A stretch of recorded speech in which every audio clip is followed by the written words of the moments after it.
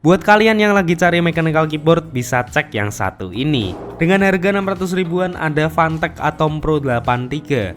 Fitur yang diberikan sudah sangatlah lengkap, mulai dari layout 75% dengan 83 keys, lalu triple mode connection mulai dari Type-C wired, Bluetooth, dan juga 2.4G wireless. Aksen RGB yang keren di bagian sisi-sisi case-nya juga. Lalu sudah menggunakan hot swappable 5-pin PCB. Untuk switch bawaannya menggunakan Atom switch dengan dua pilihan, yakni linear red dan juga clicky blue. Untuk typing feelingnya sudah cukup nyaman, tidak terlalu ringan dan juga berat. Dan untuk suaranya sendiri sangatlah clacky.